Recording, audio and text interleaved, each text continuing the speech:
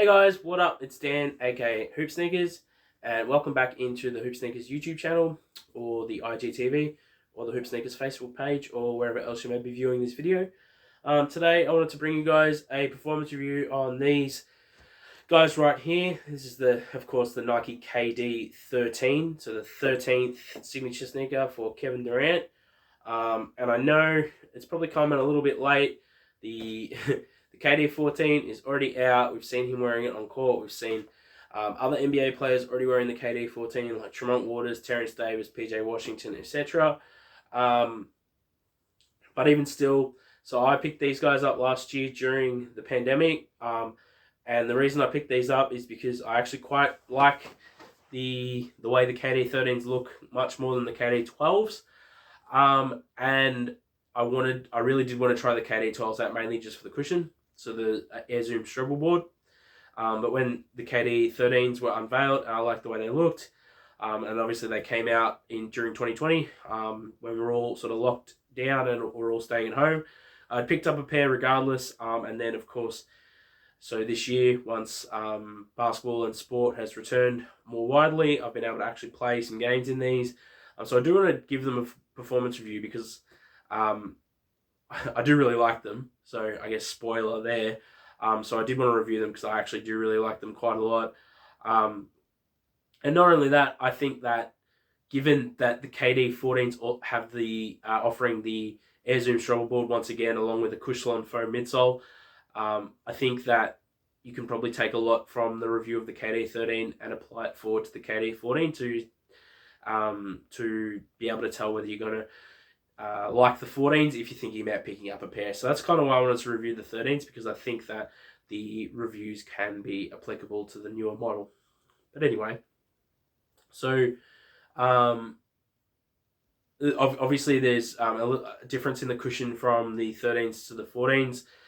So this is just like your standard Nike EVA Phylon foam midsole, but you do have double stacked Zoom units in the forefoot, whereas the KD14 don't have that, and that was different to the 12s. The 12s had double stacked hex Zoom Air units in the heel. So you went from 12s had heel cushion plus a full length Zoom Strobel to the 13s having forefoot cushion, full length Air Zoom Strobel, and now the 14s have Cushlon foam, which I guess you could consider a full length cushion, foam cushion paired with the Air Zoom Strobel board. So there's your differences in cushion from the KD12 through the KD14.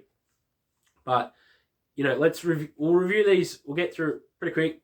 So like with any review, start from the bottom. Start with the traction, the outsole traction of the KD13. So what you've got is a bunch of like circular patterns from the heel through the midfoot, and then right at the forefoot there, they mix in some more oval shaped patterns, but it's all pretty sort of radial traction, and you got some small like bladed parts at that.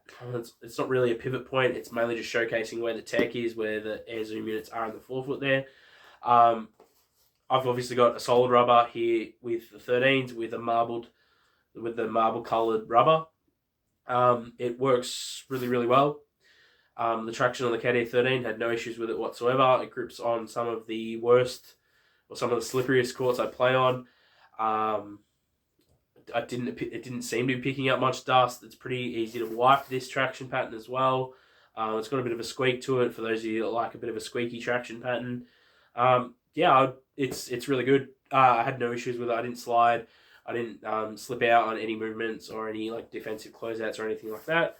So I was really happy with the traction on the KD13.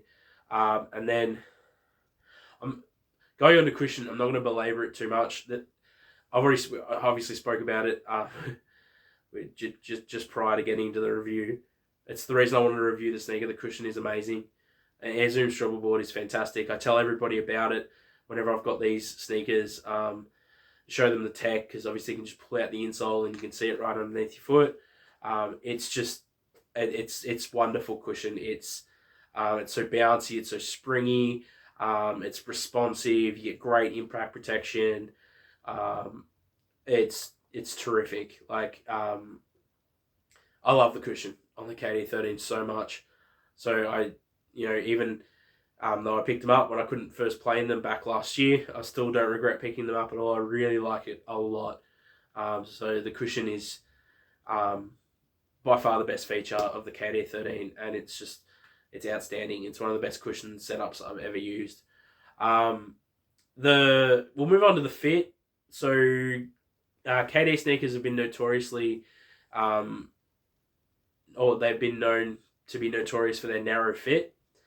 And I've got a wide foot, so with the 13s, because it's been a lot of years since I last had a KD sneaker, and that was the 4s. And I know I went up half a size in the 4s, and I still had issues.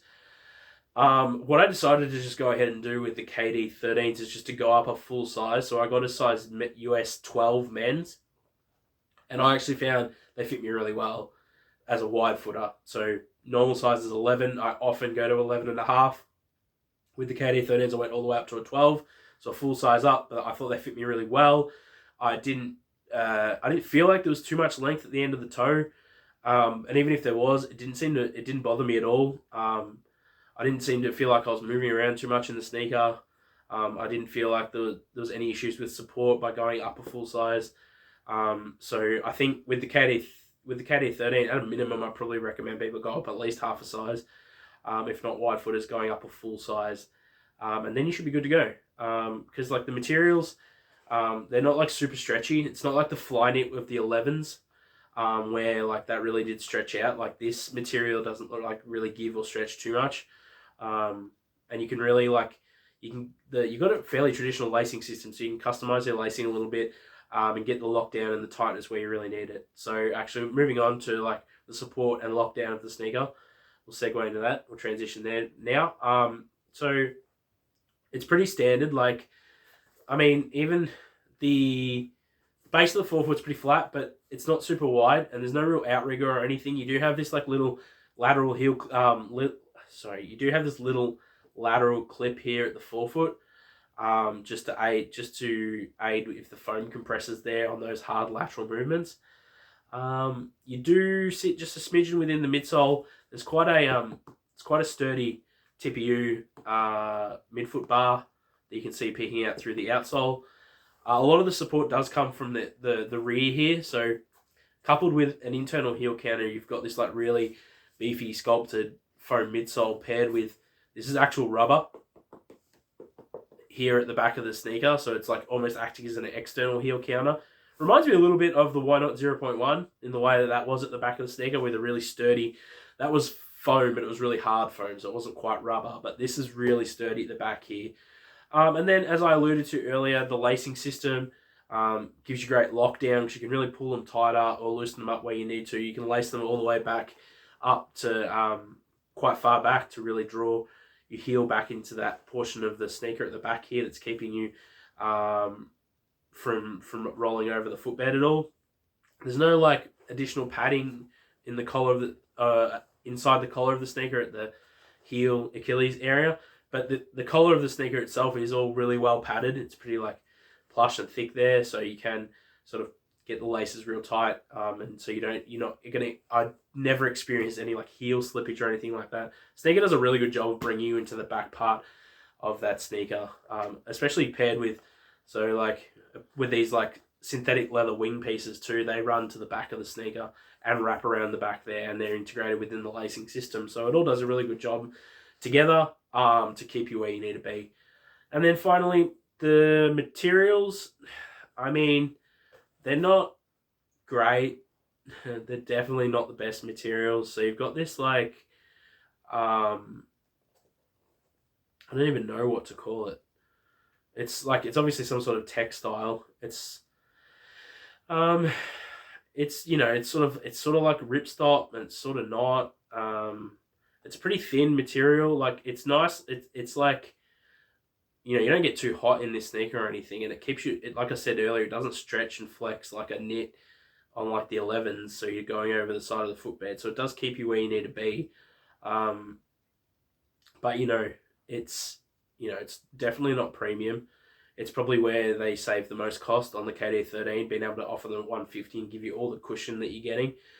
But I mean, look, it's this is a performance review, and if we're basing my opinion on them from a performance standpoint, they did their job that they need to do. They don't, your foot doesn't get too hot. They keep your foot where it needs to be and supported. So, I mean, that's fine. So yeah, like pretty much most standard basketball sneakers that come out in 2021 or 2020 or going back even a couple of years before that, materials are what they are. They're usually synthetic or textile, and they just do the job that they need to do, and they do it, most of the time pretty well. I mean, there's some really, so there's like these little overlays that run around just above the midsole at the bottom of the upper. They're like that. It's like that synthetic suede, but it's really just like felt. Kind of the same stuff that was on the Dame 5, which is obviously a sneaker that costs like $35 or $40 less than this. And even on the Dame 5, it was pretty shit material. The wing panels that I was talking about that are integrated within the lacing system are a synthetic leather.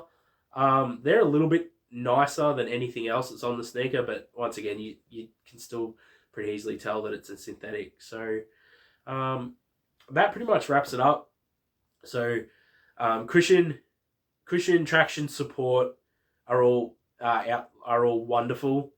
And then the fit's a little bit wonky, but as long as you know what you need to get for you, they actually fit my foot well once I went and got a size up from what I normally do. And then the materials are pretty meh, but that takes care of it for these guys. If you can grab the KD13s maybe like on sale now that the KD14s are coming out, definitely would recommend that. If you're thinking about getting the KD14s, from what I've seen so far from people that on Instagram or YouTube that have gotten a pair and have gotten to try them out, it sounds like they perform very similarly to the 13s. So yeah, if you're looking, if you're thinking about getting the 14s, okay, let me put it this way. If you're someone that likes the 14s, likes the way they look, and you're thinking about picking up a pair and you're just wondering about the performance, I definitely think that they're going to perform very similarly to the 13s. And if that's the case, I think you're going to be very happy with them, especially the cushion. But yeah, like I said, that takes care of it for the performance on the KD13. So once again, I thank you guys for checking me out on the Hoop Sneakers YouTube channel. You can go follow me on Instagram at hoops_sneakers_. You can send me a DM there. I'll comment on any of my posts and I'll get back to you. I want to have a written review coming of these guys, which you can find at my website, hoopsneakers.wordpress.com. In that review, I'll likely include how much these guys weigh, and obviously the score that I give them, and maybe I'll try to include some prices of if anywhere's doing deals on the 13th at the moment. But with all that being said, that takes care of it for this video. So thank you guys so much for watching. I'll catch you guys on the next one, and peace.